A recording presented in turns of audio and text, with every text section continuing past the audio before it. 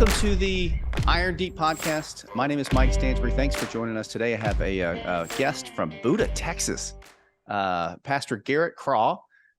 Garrett, as humbly as you can, tell us why you're a big deal. No, well, first of all, I'm actually down in Buda. I learned that the hard way. Buda. I thought it was related to Budapest, but I was wrong. It's some sort of shortening of beautiful. So yeah, a big deal. Well, I do have going on pretty close to 30 years of church planting experience, and I think we've developed a pretty robust and durable model for church planting. My last church plant, I left, and it was a smooth transition, and it's continued to grow and thrive under the new pastor, and which normally isn't the case a lot of times. And then we planted a new church down here in Buda, and we're about 22 months in, and it's going gangbusters. So wrote a book on this recently on church planting. So I hope to have that out by the end of the year. And that book is called The Savage Church. The Savage Church. Well, what does that mean? And when somebody sees that word savage, there's a little bit of a emotion that you feel when you see that. Why that title? It's kind of a play on words in some ways, but it's also a reality. We're basically putting forth a method of church planting that's traditional. A lot of the elements that we utilize in planting a church and running a church are what the church was doing 50 years ago. But a lot of these normal pedestrian sort of beliefs that we have as Christians are now considered very savage. So just doing church the old-fashioned way is now considered a savage thing. So that's the terminology for savage church. In fact, I think there'd be people that would read it, and if they'd read it 50 years ago, they'd think big deal. But now it's like, these guys are crazy. Yeah, what's old is new and better again. Now, I was reading through your bio, so I'm going to go a little bit off because I'm very interested in this. In your bio, you grew up on different military bases during the Cold War. And how many children do you have? I have 4 children. I have 3 adult children, and I have a teenager still in the home. Okay, so I'm in the 4-kid club as well. I love that. But what did you teach your kids or tell your kids about the way that you grew up during the Cold War in the military in a military family? What did that, tell me about that. I'm interested in hearing how, you informed them about your childhood. What was different about it? How did it shape you? Well, we're called brats, military brats. It's weird because you realize after it's done, you kind of were like, growing up in a colony. So you're in these far-flung American communities around the world, and we're always almost about 20 years behind. The military families have traditionally been 20 years behind, a little bit more traditional. So I'm actually a Gen Xer, but I feel like a baby boomer. Right. But I do tell my kids a couple things. One is I kind of inculcate a sort of more traditional and further behind sort of ethic on things, but also it taught me appreciation for being an American. You see different countries, you see how things operate in different countries. Some of it's good, some of it's bad, and you come to appreciate the place you're from. It's interesting that you say that, because I was reading a lot when Kobe Bryant died about a couple of years ago. He had this same experience. In fact, he said some of the same elements that you said, that you grew up. He grew up kind of out of the culture a little bit, and I think he described it like you did, kind of behind it, like years behind it, and much more appreciation for America than his contemporaries, which is it's an interesting experience that you get. Yeah, he's got some fun interviews because I'll watch him on YouTube, and he's doing it in Italian. It's like interesting seeing Kobe Bryant speaking Italian to Italian. So yeah, that's great. So let's talk about the Savage Church. One of the things that again resonated in your talk is I grew up.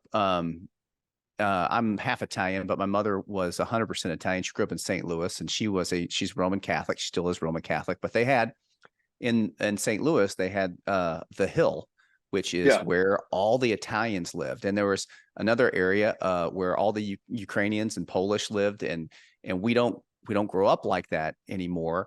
But they had the church, and that's where everybody congregated.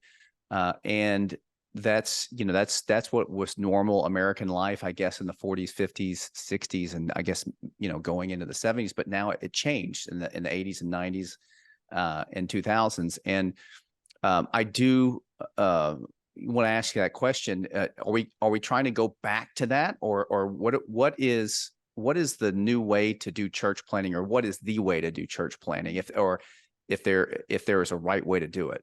Well, I'd say this: the Holy Spirit's always moving ahead of us, and he's doing something new all the time, and so we can't necessarily go back to be romantical and try to replicate the past. Is not what you want to do. But we can learn from the past. We can learn from our forefathers and foremothers what they did in church. And so I would say this: we can't recapture the idea of having ethnic communities. I mean, there's newer ethnic groups coming in that can do that. But I'd say generally for like European ethnicities, we've dissipated, intermarried, so that's not coming back. But I would say this: institutions. You know, in the past, for example, when I went to elementary school in the 70s. It was in the middle of the bicentennial. It was an institution that inculcated a culture that brought conformity and unity, and people had a common sense of shared identity. That's not the case anymore. And so we've seen institutions falling left and right. And at the end of the day, at this point in time, I would say this: probably the church is the last institution standing, and it will stand because it always does. But I think we need to do double duty on that. And figuring out ways that the church as an institution can spawn other institutions sometime in the future. Spawn and rebuild, or yes. And that's what I look forward to as well. Is I go to a church, and it's a non-denominational church, and it's been around for 80 years. And but I'm also interested in this church planter movement, because our audience is a lot of real estate entrepreneurs, and they're successful entrepreneurs. They're successful in real estate, and we also love Jesus. And some of our audience, hey, they may be in a church and it's thriving and it's doing good work, and but they may be also in this position to help or be part of a church plant, or to help in that instance. In your talk, and that I've listened to, and I guess this is also in the Savage Church, there are certain elements of planning a church. And it was interesting because the church planner in one of these things, and you correct me if I'm wrong, was not necessarily a pastor. It was somebody that may have been more business savvy or business minded or entrepreneurial. And it could be a pastor, but it may be somebody else. What is that element of that person? You know, let's say you're talking to that person that says, you know, I feel like, you know, I do want to be a part of a church plant, because in my community, there's just not, you know, something there. There's not an institution there that is thriving, or maybe they're part of a church that has just their theology or doctrine has been skewed. You know, tell me about that person. How would you spur that person on, or who is that person? Well, first of all, the church planter himself is going to be a pastor, because he's going to be doing preaching, serving in our terminology, sacraments, Lord's Supper, doing baptisms. But he has a team around him, hopefully that would consist of future officers, elders, and deacons. And so in that sense, more broadly, the church planters could include lay people. But for the church planter himself, I would say this: you're looking for, typically, it's going to be someone that has some experience in the world. So someone that's not straight out of seminary, that's done some things with their lives, preferably someone that's got some kind of entrepreneurial experience and has an entrepreneurial bent, because church planting is very entrepreneurial. So a self-starter, someone that would have a extroverted edge to them. They could be introverted, but they've got to be able to overcome that, because it's really about going out and gathering people, selling a vision. And so a lot of skills that would come into play with any sort of startup would come into play. It should. I think a lot of times people doing church planting think of it as simply a pious endeavor, and that's true. However, at the end of the day, you need to have some skills in accounting. You need to have skills in capital raising. You need to have good communication skills, organizational skills, because you're building something that's not there. So 22 months ago, you made the transition from California to Buda, Texas. Buda, Texas. Yep. So tell me about that transition. You know, I love storytelling, and we're talking about the Savage Church. How did you go from California to Buda? What did it look like 22 months ago, and now what does it look like today? Well, the last year I was in California, the full year was 2020, and I'm a former Marine, so during COVID, I kind of ran it like Captain Blight's ship, and I think I needed to be there for that time. But when it started lifting, I started having the sense of I've accomplished what I need to accomplish here. We got a good team here, pastoral and leadership team, and I've got enough time to do one more plan. I was 55 years old at the time. And so started looking around, got in contact with a group down here that actually had a former member of our church in California in it. And Austin seemed like a really prospective place. One of the things that I really was trying to explore was being a pastor of a church where people are coming to rather than leaving. California was always a situation of people coming and going, particularly they get married, start having children, and it's very hard to do family formation in California because of the expense. And so presented that to my elder board out in California.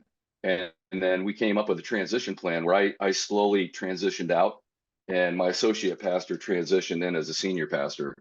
And at the end of that, I was told by a number of people that was the smoothest church transition they've ever seen. Got down here, we had a core group of about 70 people, and we're pushing over 200 now, not even 2 years in. So it's definitely a place where, in some sense, more perspective. People here are planning on staying here, even retiring here. So building a multi-generational church, I think, is easier here. It can be done in California. Somebody needs to do it, but it's kind of a different ballgame. Right. So there's just a lot more transitioning for people coming in and moving out, moving up and maybe in the corporate world in California and in Texas. And I see this in Tennessee. We've had a lot of people move to Tennessee. We live in Memphis. A lot of it's more in the East Tennessee and Middle Tennessee. And those places are thriving because people are like, hey, we're going to camp. This is where we're going to be for a while. And it's interesting to watch that culture shift too, because we're also in the real estate business. We can see it in real time.